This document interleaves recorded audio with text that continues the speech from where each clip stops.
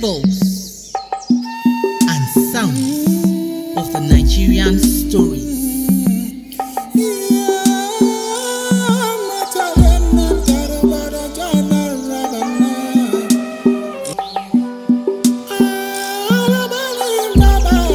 Àrọ́bá ní bàbá ìtàn. Ọmọdé ò bá tàn, á bá àrọ́bá.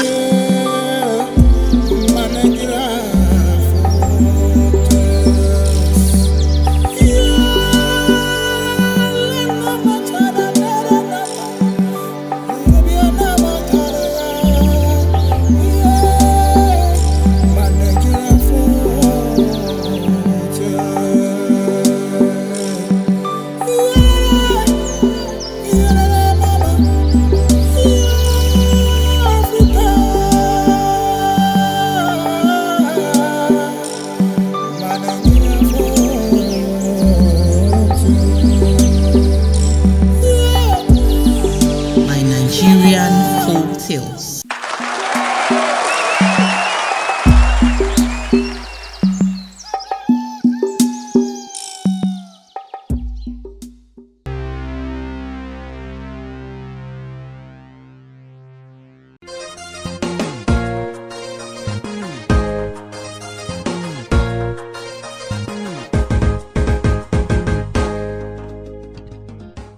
After they had journeyed for a while, Maimuna asked Hassan if they were getting closer to their destination. Not yet.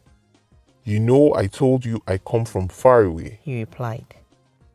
At that point, Hassan told his new wife that they wouldn't be needing the camel and the donkey, but they will have to walk on foot thereon. They walked on for a while when Hassan suddenly stopped. Minini, what's the matter? Why have you suddenly stopped? Asked Maimuna. Hassan burst into laughter and replied, This is our destination. This took Maimuna by surprise. She looked around, observing that there was no hut and no human in sight. All she could see were grasses and few trees, and suddenly she became afraid. But before she could turn around to ask what they were doing in the middle of nowhere, Hassan had turned into a very big snake. Terrified, Maimuna screamed on top of her lungs, but there was no one to come to her rescue. What a tragedy. This was actually supposed to be the end, and I expected my viewers to logically figure out what had happened to Maimuna. But so many of you were asking me many funny questions, and you all demanded a part 2. So, moving on. Maimuna continued to stare at the giant snake, shocked, confused, and petrified.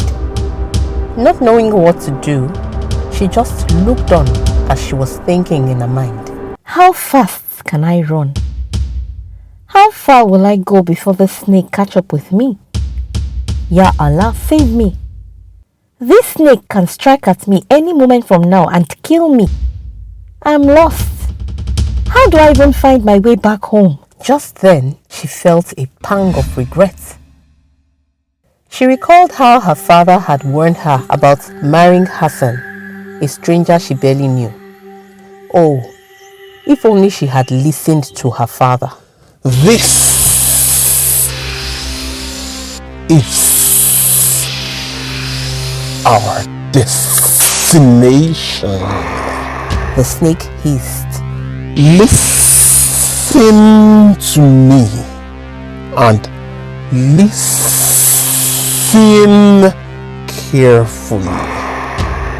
You are now mine to keep till I get tired of your beauty. Then I'll eat you. But for now, you'll live by my rules. And as it continued to talk, the snake transformed into a human again. Only this time, it changed into a much older looking man. This man happened to be the same priest Maimuna's mother, Halima, had gone to in her search for a baby girl 19 years ago. But Maimuna never knew all this. Ya Allah! How could Hassan have turned into a snake, and from a snake into this old man, she wondered. Indeed, he was a total stranger to Maimuna. Yet, Maimuna was no stranger to this man. In fact, he had monitored her since she was a baby, hence his premeditated move to attract her to himself years later. Several years ago, there was another family who had a similar situation but a different family structure from Danjuma's. Once upon a time, Audu was married to only one wife.